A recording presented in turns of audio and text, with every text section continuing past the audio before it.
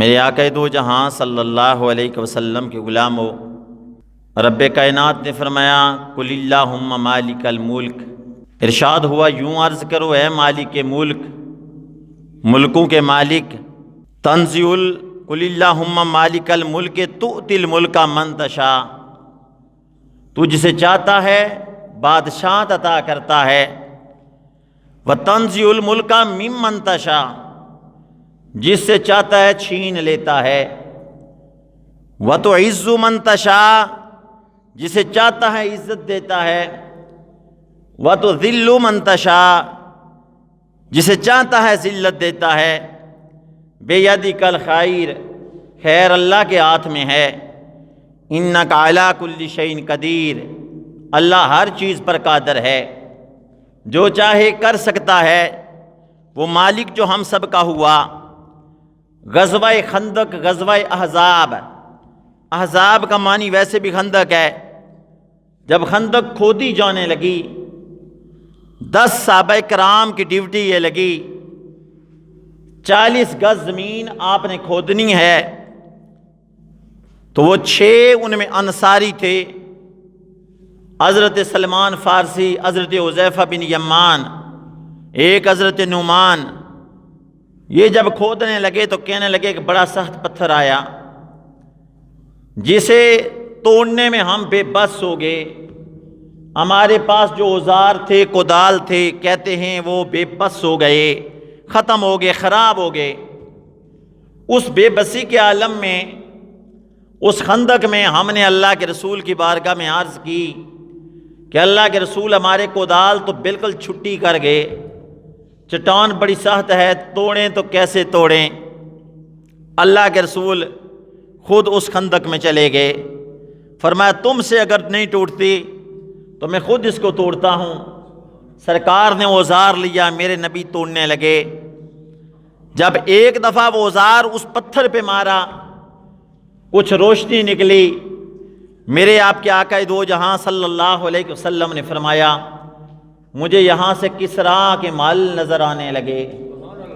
سرکار نے پھر دوسری مرتبہ وہ اوزار اس پہ مارا تو اللہ کے رسول صلی اللہ علیہ وسلم نے پھر کسی دوسرے ملک کا ہرا کا نام لیا۔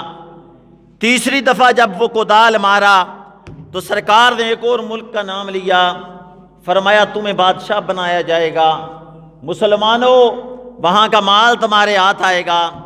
ساتھ یہودی تھے، کچھ منافق لوگ تھے، کہنے لگے باہر نکل کے لڑنے کی طاقت نہیں انہیں کے پاس، کافروں کے لیے یہ لڑ نہیں سکتے باہر نکل کر، اور کہیں کہیں دن انہیں کھانا نہیں ملتا، تو دوسرے ملکوں کی بادشاہی کے محمد خواب دیکھ رہا ہے، انہیں خوش کر رہا ہے کہ تمہیں بادشاہی دی جائے گی۔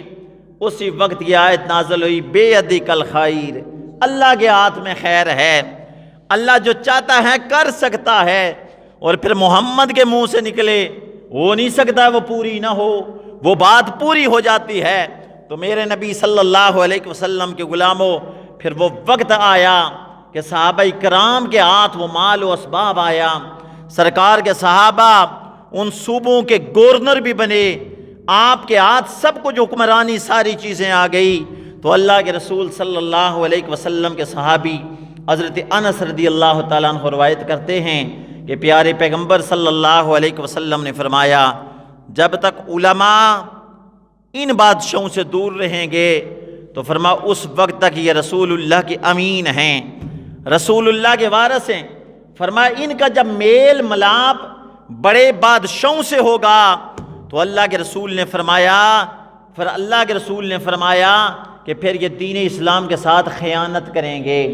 اب دیکھیے بابا اعظم حسین رضوی رحمت اللہ تعالی علیہ جتنے دور تھے وہ خالص دین بیان کر رہے تھے، کیونکہ ان سے دور تھے، کوئی نرمی کوئی لحاظ نہیں تھا۔ تو آپ کے کچھ ساتھی جو تھے جو درنے میں ساتھ رہے پھر ساتھ چھوڑ گئے، کوئی کسی کے پاس گیا، کوئی کسی بڑے کے پاس گیا، کوئی وزیر داخلہ کے پاس، کوئی خارجہ کے پاس، پھر انہیں دین کی بات کرنا چھوڑ دی۔ وہ دیکھیں سرکاری طور پر جو وہاں ڈیوٹی کر رہے ہیں، کوئی خطیب ہے، کوئی کسی کے پاس کوئی عہدہ ہے، تو وہ دین کی کبھی بات نہیں کر سکتے، کیونکہ انہیں اپنی نوکری کا خطرہ ہوتا ہے۔ تو میمون بن میران رحمت اللہ تعالی علیہ فرماتے ہیں کہ بادشاہوں کے پاس جانے سے دو خطرے ہیں۔ پوچھا گیا پہلا کون سا خطرہ ہے؟ فرمایا پہلا خطرہ یہ ہے اگر اس کا حکم مانا گیا، کیونکہ وہ جو ممنون تھا علماء سے بار بار کہہ رہا تھا کہ سود کو حلال قرار دے دو، بلکہ علماء کی کیا جان ہے، اللہ اور اللہ کے رسول جس چیز کو حرام کر دیں کیا کسی کی جان ہے، کوئی حلال کر دے۔ تو اس ممنون نے کہا تھا کہ سود کے بارے میں کوئی گنجائش ہونی چاہیے۔ تو میرے نبی صلی اللہ علیہ وسلم کے غلاموں میمون بن میران رحمۃ اللہ تعالی علیہ فرماتے ہیں کہ دو خطرے ہیں۔ پہلا خطرہ یہ ہے کہ بادشاہ کا حکم مانا تو اپنا دین خطرے میں پڑ جائے گا، اگر حکم نہ مانا تو پھر جسم خطرے میں پڑ جائے گا، اس لیے فرمایا ان سے دور رہنا چاہیے۔ تو میرے رؤوف الرحیم نبی کے غلاموں، حضرت علامہ اسماعیل حقی رحمۃ اللہ تعالی علیہ تفسیر روح البیان کے اندر ایک بادشاہ کا واقعہ لکھا۔ فرمایا 400 سال اس نے بادشاہت کیا، یعنی بادشاہ بنا رہا، لوگ بڑے خوش تھے۔ 300 سال کا وقت گزرا، علماء اس کے ساتھ ہوتے تھے۔ کہاں کرتا تھا علماء جو کچھ میرے لیے نقصان دہ ہے اس سے مجھے باخبر کرنا، اور جو فائدہ ہے وہ بتانا، تاکہ میں نہ اللہ رسول کی نافرمانی کروں اور نہ میں ان لوگوں کے ساتھ کوئی زیادتی کروں، تو مجھے آپ رہنمائی کرتے رہنا۔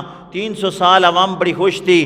پھر جب 400 سال ہوئے، ایک دن شیطان آیا، اس نے کہا بادشاہ تو ابن آدم نہیں، تو آدم کا بیٹا نہیں، اگر آدم کا بیٹا ہوتا تو 400 سال عمر، پھر عوام بھی اتنی خوش ہو نہیں سکتا، تو خود اللہ ہے، کیوں نہیں یہ راز ظاہر کرتا، لوگوں سے کہہ دے لوگوں میں اللہ ہوں تو لوگ تجھے تیری پوجا کریں، تیری پرستش کریں، تجھے سجدہ کریں۔ اس نے کہا او شیطان، بات تو بھی ٹھیک کہتا ہے، دیکھ ابن آدم کی عمر ہی 100-200 سال ہوتی ہے، 400 سال عمر ہو گئی، ہر بندہ خوش ہے، کوئی ناراض نہیں ہے۔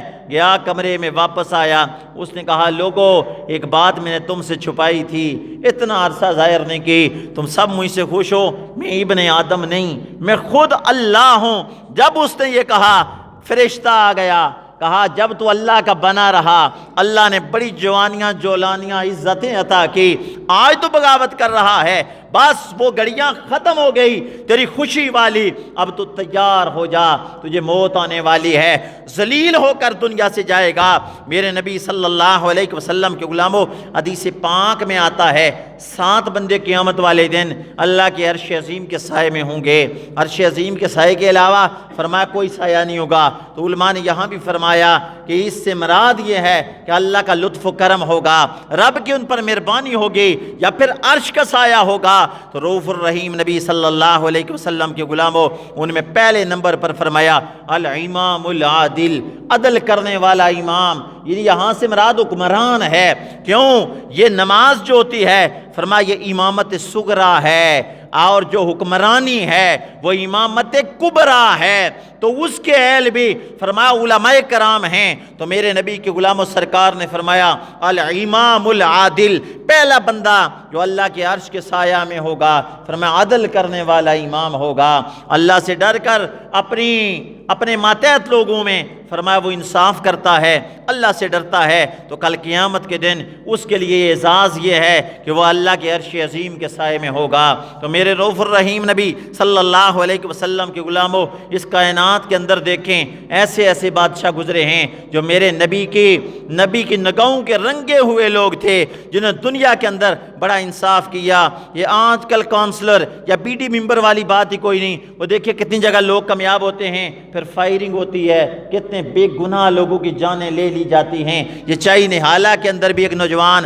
جس کی 4 بچیاں، پہلے 3 کے بارے میں پوسٹ پڑی، 4 بچیاں، اس کی بیوی بھی فوت ہو گئی اور والدہ بھی فوت ہو گئی، ایک ان بچیوں کا دادا ہے اور ان کا بھائی بھی کوئی نہیں ہے، تو اس کے باپ کو گولی ماری گئی، اس کو شہید کر دیا گیا۔ ایک یہ پراٹی چوکی میں کوئی جگہ ہے، وہاں ایک باجیگر تھا، اسی طرح فائرنگ کر رہے تھے، وہ بندہ بھی اسی طرح نکیال میں بھی سنا کسی کے بندے کی جان لے لی گئی۔ تو میرے رؤوف الرحیم نبی کے غلاموں، خوشی کا طریقہ یہ نہیں ہے، خوشی کا طریقہ یہ نہیں ہے کہ ڈول باجے بندہ لے آئے ناچنا شروع کر دے یا فیرنگ کرنا شروع کر دے۔ خوشی کا طریقہ یہ ہے کہ جب کوئی عہدہ ملے بندہ سر سجدے میں رکھے اور کہے سبحان ربی الاعلیٰ، یا اللہ یہ عہدہ اعلیٰ نہیں، میں نے دیکھ اپنے آپ کو مٹی میں ملا دیا، اللہ تو اعلیٰ ہے، بادشاہ تیری ہے، حکومت تیری ہے، میں تیرا بندہ ہوں۔ خوشی کا یہ طریقہ ہے، یا اللہ مقام دے، وہ بندہ سامان لے آئے۔ دیکھے کتنے لوگ غریب ہیں جن کو کھانے کے لیے کچھ نہیں ملتا، ان کے گھر میں وہ سامان بھیج دے، دیکھنا وہ کتنی دعائیں کریں گے، تو پھر ہمیشہ کے لیے بادشاہت قائم رہے گی۔ کیونکہ موسیٰ کلیم اللہ علیہ السلام کا دور تھا، آپ بیٹھے ہوئے تھے اور سامنے آپ کے سامعین سننے والے لوگ تھے، صحابہ تھے آپ کے، تو دیکھا کہ بندہ سامنے سے جا رہا ہے۔ جب جا رہا تھا تو اللہ کے نبی موسیٰ کی نگاہ پڑی تو آپ نے دیکھا، فرمایا یہ جانے والا کل مر جائے گا، آج اس کی زندگی کا آخری دن ہے۔ وہاں اسی کا ایک دوست بیٹھا تھا آپ کے دربار میں، اور اس مجمع سے وہ اٹھ کے چلا گیا اور اپنے دوست کے پاس گیا، کہنے لگا دوست تیرے اوپر اللہ کے کلیم کی نگاہ پڑی ہے، اور کلیم اللہ فرما رہے ہیں کہ یہ مر جائے گا، اس نے مر جانا ہے۔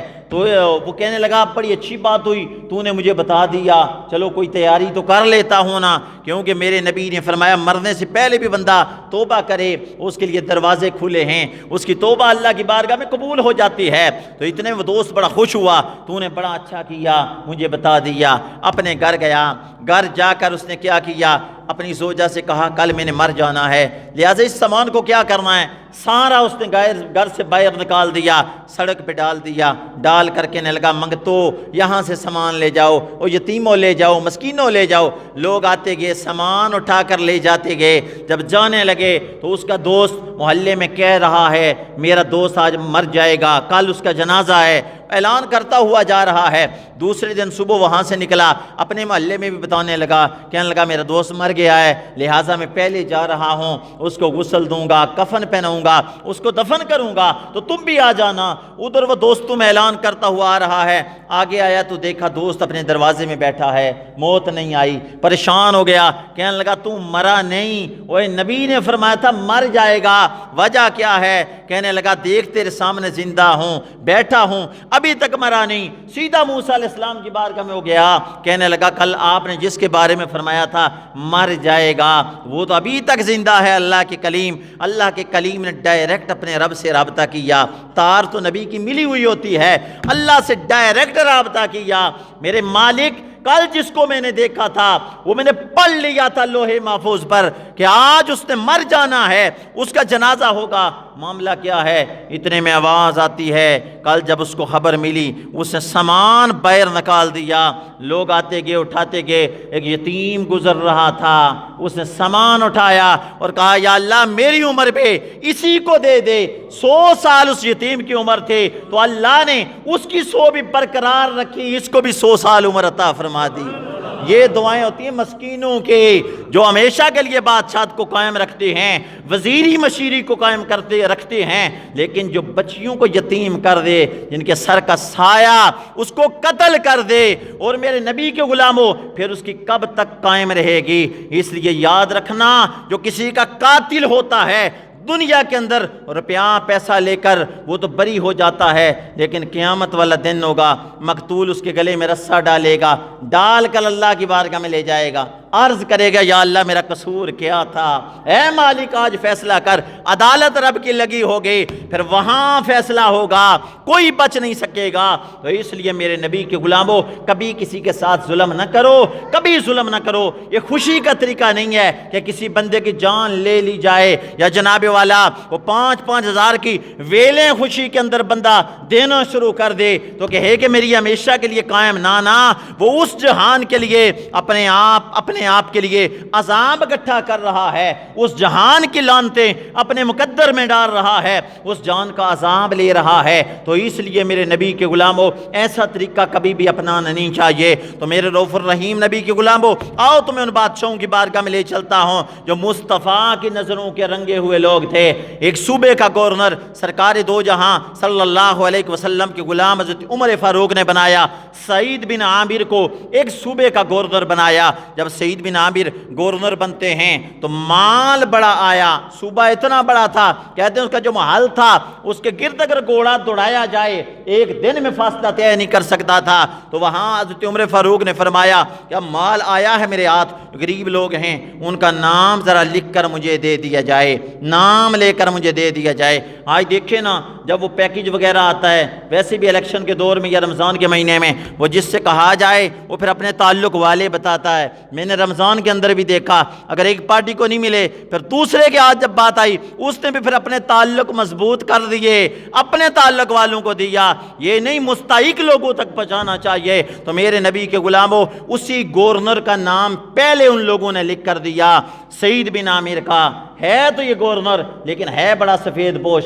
بڑا غریب بندہ ہے، اس کا نام پہلے آیا۔ حضرت عمر فاروق رضی اللہ تعالیٰ عنہ نے اس کو بلایا، فرمایا تو اگر اتنا تنگ دست ہے تو نے مجھے کیوں نہیں بتایا؟ وہ کہنے لگا عمر آپ یہ بتا دیں، آپ کو یہ بتایا کس نے میں تنگ دست ہوں؟ میں چوکوں میں روتا نہیں، میرا جو معاملہ ہے میں اپنے اللہ سے بات کرتا ہوں، اپنے اللہ کی بارگاہ میں دعا کرتا ہوں، میں جانوں میرا رب جانے، میں نے کسی کو نہیں بتایا۔ یہ ایسے لوگ چوکوں میں رونا نہیں رویا کرتے تھے، اپنے اللہ سے دعا کیا کرتے تھے۔ تو میرے نبی کی غلاموں آپ جامعہ مسجد کے اندر پہنچے، وہاں لوگوں کو اکٹھا کیا، فرمایا اس گورنر کی کوئی شکایت ہو تو بیان کریں۔ وہ لوگ پھر آ گئے، کیونکہ پیار کرنے والے بھی ہوتے ہیں، بغض اور نفرت رکھنے والے بھی ہوتے ہیں، ہر جگہ ایسے لوگ موجود ہوتے ہیں۔ تو میرے نبی کے غلاموں لوگ آگے کہنے لگے 4 شکایتیں اس گورنر کے اندر ہیں۔ عمر فاروق جس کو آپ نے اس ملک کا گورنر بنایا ہے، صوبے کا گورنر بنایا ہے، تو فرمایا شکایتیں بیان کرو۔ ایک کہنے لگا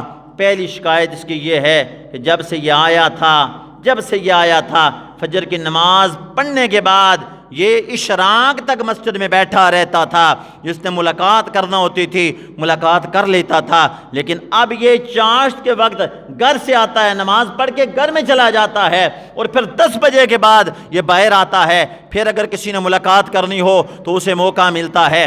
دوسری شکایت فرمایا کیا ہے؟ کہنے لگے دوسری شکایت یہ ہے کہ یہ رات کو کسی کے ساتھ ملتا ہی نہیں۔ تیسری شکایت فرمایا اس کی بتا دو، کہنے لگے ہفتے میں ایک دن یہ کسی سے ملاقات نہیں کرتا۔ چوتھی شکایت فرما بیان کرو۔ کہنے لگے چوتھی شکایت یہ ہے جب یہ روتا ہے بے ہوش ہو جاتا ہے، اس پہ غشتاری ہو جاتی ہے۔ یہ اس کی 4 شکایتیں ہیں۔ آپ اس گورنر سعید بن عامر کو بلایا، وہ رسول اللہ کے غلام تھے، صحابی رسول تھے، ان سے فرمایا کہ تیری 4 یہ شکایتیں ہیں۔ پہلی شکایت یہ ہے کہ تو اشراق کے فجر کی نماز پڑھنے کے بعد گھر میں چلا جاتا ہے، پہلے بیٹھا رہتا تھا، اب معاملہ کیا ہے؟ وہ کہنے لگے اگر یہ لوگ میرا راز نہ آپ کو بتاتے تو پھر میں بھی راز میں رکھتا، لیکن انہوں نے شکایت کر دی ہے لہٰذا میں بتاتا ہوں۔ میری زوجہ ہے، بیمار ہو گئی ہے اور ساری زندگی میری خدمت کرتی رہی، اب وہ بیمار ہے، اسے جناب والا وضو بھی میں کرواتا ہوں، پھر اس کی نماز کا بندوبست کرتا ہوں، پھر اس کے کپڑے بھی دھوتا ہوں، جب پیشاب کرتی ہے تو اس کو پھر جناب والا استنجا بھی کرواتا ہوں۔ یہ سارے کام گھر میں کرتا ہوں کیونکہ زندگی کا ساتھی تھا، اس لیے اس کی خدمت میں میرا وقت گزرتا ہے۔ تو دوسرا فرمایا اب بتا دے تو رات کے وقت کسی سے کیوں نہیں ملتا، کیا معاملہ ہے؟ سعید بن عامر جب بتانے لگے عمر فاروق رضی اللہ تعالیٰ عنہ زاروں کی تار رانے لگے۔ سعید بن عامر رضی اللہ تعالیٰ عنہ کہنے لگے اے عمر فاروق سوال کرنے والے کہ رات کو کیوں نہیں ملتا اور دن کو لوگوں کے ساتھ ملاقات کرتا ہے؟ عمر فاروق میں آپ کو بتانا چاہتا ہوں 40 سال کی عمر میں میں نے محمد کا کلمہ پڑھا، اب جو رات ہے وہ میں نے اللہ کے لیے رکھی ہے، دن مخلوق کے لیے رکھا ہے۔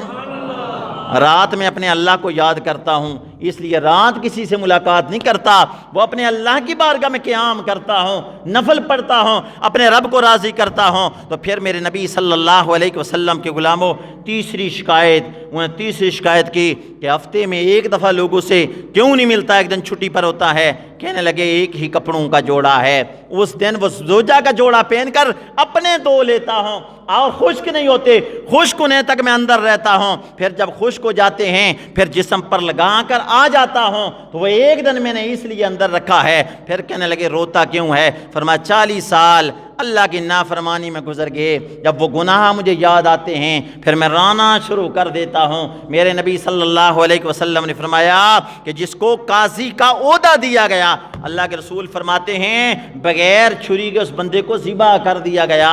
یہ عہدے، ان کے تقاضے کیا ہیں، یہ ہمیں آج کل سمجھ نہیں آتے۔ سرکار دو عالم صلی اللہ علیہ وسلم کے پیارے صحابی حضرت عمر فاروق نے بشر بن عاصم سے فرمایا کہ فلاں علاقے کا میں تجھے ایک عہدہ دیتا ہوں، تو وہ رونے لگے، معذرت کرنے لگے۔ آپ نے فرمایا لوگ تو تڑپ رہے ہیں، تو کیوں نہیں عہدہ لے رہا؟ تو وہ کہنے لگے کہ میں نے رسول اللہ کا فرمان سنا کہ میری سرکار نے فرمایا جس کو ایک بندے کا والی بنایا گیا، اگر اس نے ٹھیک طریقے سے ذمہ داری کو ادا نہیں کیا، وہ جو اس کے اوپر ذمہ داریاں تھیں ٹھیک طریقے سے نہیں نبھائی، تو فرمایا قیامت والے دن جب اللہ کی عدالت میں پیش ہوگا، پلے صراط سے گزرے گا، فرمایا پل ٹوٹے گا اور 70 سال دوزخ میں وہ غوطہ کھاتا رہے گا، 70 سال دوزخ کی آگ میں جلتا رہے گا، اس لیے یہ عہدہ میں قبول نہیں کرتا۔ حضرت عمر فاروق نے جب یہ سنا زاروں کی طرح رونے لگے، وہ کہنے لگے اب کیوں رو رہے ہیں؟ فرمایا یہ میں نے اللہ کے رسول کا فرمان پہلے نہیں سنا تھا، روتے ہوئے جا رہے ہیں۔ ابو درداء سے ملاقات ہوئی، انہوں نے کہا امیر المومنین کیوں پریشان ہیں؟ فرمایا میں نے رسول اللہ کا فرمان یہ سنا ہے۔ تو ابو درداء کہنے لگے قسم ہے اس رب کائنات کی جس کے قبضے میں میری جان ہے، یہ رسول اللہ کا فرمان میں نے بھی سنا ہے کہ اگر ٹھیک طریقے سے اس نے اپنے ماتحتوں کے ساتھ انصاف نہیں کیا، پل ٹوٹے گا، 70 سال دوزخ کی آگ میں جلتا رہے گا۔ تو اس لیے وہ لوگ اللہ سے ڈرتے تھے۔ ان عہدوں کے تقاضے پورے کرنے چاہیے۔ اگر بندہ تقاضا پورا نہ کرے تو پھر یہی عہدہ اس کے لیے عذاب بن جائے گا۔ لیکن یہ آج کل وہ جو بنتے ہیں ان کے لیے بھی مجبوری ہے، کیونکہ عوام ہی ایسی ہے 10 20 ہزار پہ اپنے آپ کو فروخت کرتی ہے۔ وہ نبی کے غلام تو بڑا قیمتی ہے کہ 10,000 مول تو اپنا کیوں لگا رہا ہے؟ وہ دیکھیں پرانی باتیں تو پرانی ہیں، یہ حال کی بات ہے تھوڑے دنوں کی کہ سعد حسین رضوی کے پاس گاڑیاں پیسوں کے لے کر آئے اور کہا کہ یہ لے لے، اپنے موقف سے پیچھے ہٹ جا۔ تو فرمایا یاد رکھو تم لیٹ آئے ہو، تم سے پہلے میرا بابا مجھے محمد کی منڈی میں بیچ گیا ہے، اب تم مجھے خرید نہیں سکتے۔ تو یہی عبدالستار نیازی سے کہا گیا، شاہ احمد نورانی سے کہا گیا کہ آپ کروڑوں روپے لے لیں اور جناب والا اپنے موقف سے پیچھے ہٹ جائیں، قادیانیوں کو کافر نہ کہیں۔ تو آپ نے فرمایا ان کروڑ روپے میں تم ہماری جوتی نہیں خرید سکتے، ہمیں خریدنا تو مشکل بات ہے، ہمیں نہیں خرید سکتے۔ تو مسلمان کو سستا نہیں ہونا چاہیے، جو بات کرے کٹ جائے لیکن بات سے پیچھے نہ ہٹے۔ تو جو ہٹنے والے ہیں پھر وہ ارصد راز ہمیشہ روتے ہی رہتے ہیں، اپنے آپ کو عذاب میں ڈال کر روتے ہی رہتے ہیں۔ تو اللہ سے دعا ہے اللہ ہم سب کو اپنی بات پر ڈٹ جاننے کی توفیق عطا فرمائے۔ وما علینا الا البلاغ المبین۔